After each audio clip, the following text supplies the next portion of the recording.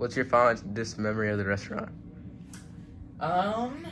Well, there's a lot, but from what I can remember, when I used to hang out with the dishwasher. There was dishwasher there for the entirety of the restaurant, and he was just like the best. I'm just gonna say that. Me and him, we were like basically friends, kind of.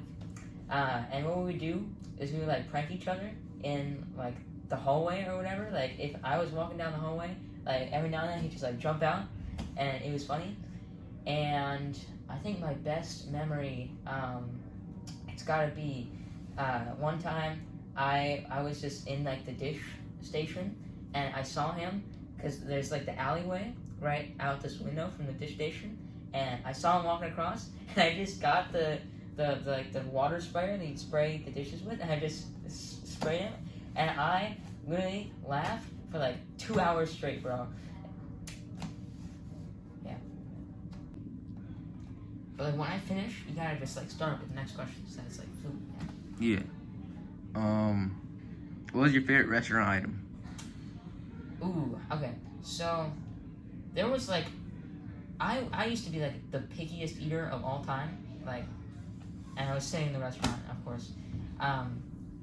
But I used to be like the pickiest eater of all time, and I would only eat like two things, like quesadillas, okay, and mac and cheese. Those were the two things I ate for like 3 years straight.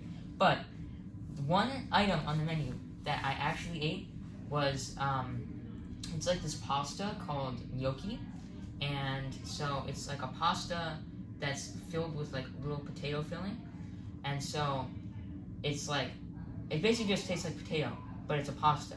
So, and man, I just love that so much. Like honestly, I think I would still be almost as picky as I was then, now, if I didn't ever taste that gnocchi for the first time. It kind of like introduced me into not being picky anymore. You know? What can you tell me about the customers? Ooh, well, okay. It depends on.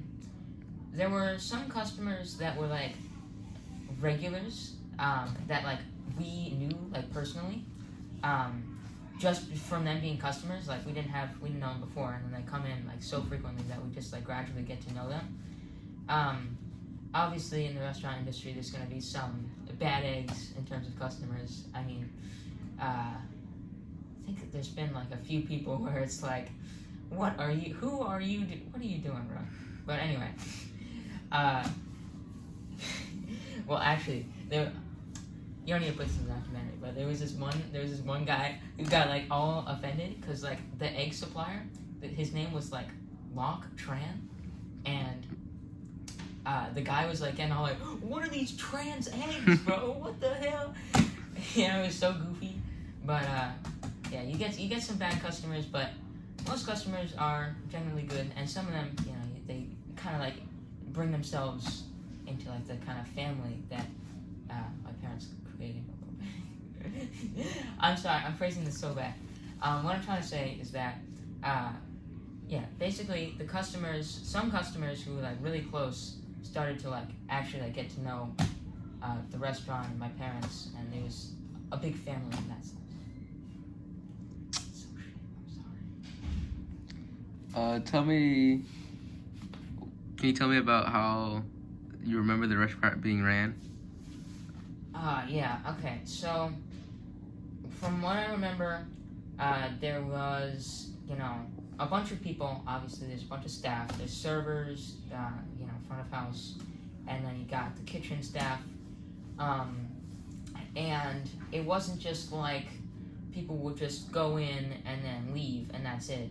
And, you know, it was kind of more than like a job, you know. It was like that family kind of, the russet family, as they used to always call it, because you know, people were like actually friends with each other and like actually cared for each other, unlike some other restaurants.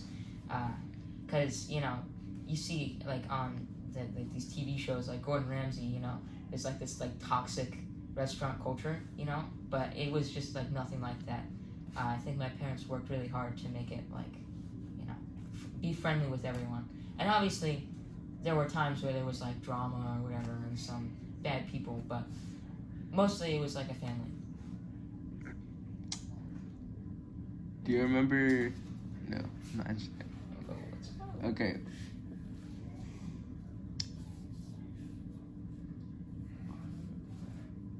Wait. Okay, there's one question I do not want to ask. What is it? It's just the money thing. That's you can just say that in the different question. So. That's fine. Okay. So, what was the average day like for your parents? Fuck. Wait. What was the average day like when your parents owned the restaurant for you? For me, well, I mean, obviously I had school, but whenever I wasn't in school, it would either be when I was like really little, I would like just go in to the restaurant after school every single day, and even on like weekends too. Weekends were like the worst. On Saturday, I would like my parents would wake me up at like 8 a.m. and I'd have to go into the restaurant every single week because I never liked babysitters, so that wasn't my thing, and they didn't really want a babysitter watching me for like a whole day every single week. So I just went in, and as I got older, I went in like less and less, but I still like went in pretty frequently. No. Okay, wait. It's okay. It's okay. You'll get some good times. I hope for you. Okay, these other questions kind of suck. Well, are you actually listening to what I'm saying? You can follow up. Do you have any questions that you'd like to ask, like off the top of your head? Off the top of my head.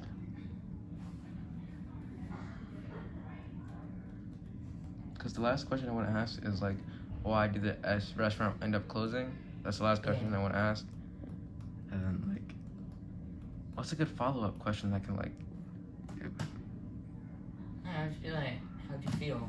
Like, how did you feel about the restaurant, like overall? How did you feel about the restaurant overall? Well, okay. So, I'm not gonna lie. Like, on those days when it was like I had to be there the whole day, it like sucked. I'm not gonna lie. I did not like it one bit. And you know, looking back, I like sometimes get like nostalgic feelings for it. But I know that like in that time, like I'd say like 75% of the time, I just like was so bored because I would just usually what I would be doing is I would be like chilling, like watching like YouTube videos or something in like the office. But you know when you're doing that for like 8 hours and you kind of just like I don't know, it gets a little boring at times.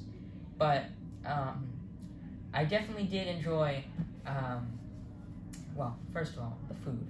Food was great. But also, I kind of just like enjoy just like wandering around sometimes. Not during like service, because you know can't be out and about when all these customers are here, you know. But I don't know. I kind of just like walking around. Okay. Yeah. So have you made any food? Have I made any food? No. What? Have I made any food? Go on. Go on. I mean, okay, yeah. I mean, I would like help out my parents a lot. Like I remember every single Saturday, because they would do like a brunch service, which is like in between breakfast and lunch. They would do a brunch service like on the weekends. So every week, when I was going in early on those Saturdays, I would be making like these giant batches of pancakes, and that was also really fun actually. But yeah, I would just make the batter, and then my dad would obviously cook them and then serve them. But it made me feel special. Okay. And also every now and then they would host a pasta class. Basically just like teaching people how to make pasta. And I remember that I would always be there with my dad, like helping him a little bit. Like one of my favorite moments was like I was like 8 years old, and I was like teaching all of these full-grown adults how to crack an egg properly, because like if you don't know, it's like not good to like crack the egg on like the lid of like the pan or whatever, because then it will, you know, it could potentially like break on the floor or something. So what you want to do is you want to shatter it on the table. But anyway, I remember I would be helping to teach all of those people, which was really fun. And other than that, I mean, I would also help my mom make. She was the baker, so she would make like all the pastries and bread every day. So sometimes I would help with that as well. I remember I made like a bunch of cookies one time. It's fun, but yeah. So, when did the restaurant close? I think it's been actually almost 5 years. No, not 5. It's been almost 4 years. It's been almost 4 years from like a month ago. It was June 2019 when it closed, and I think that's actually for the best, because that was like right before COVID, and COVID just, I mean, restaurants, small business restaurants are already like struggle a lot.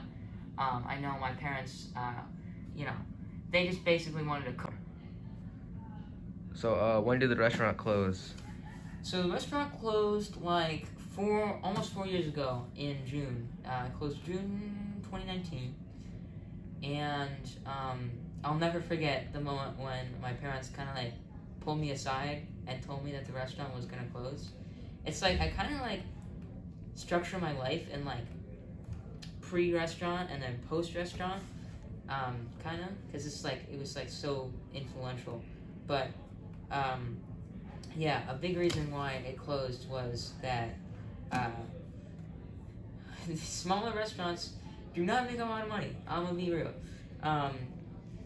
You know, when you factor in like all the people and all the people that you employ, and you know, there will just be days where there's just like not that many people show up.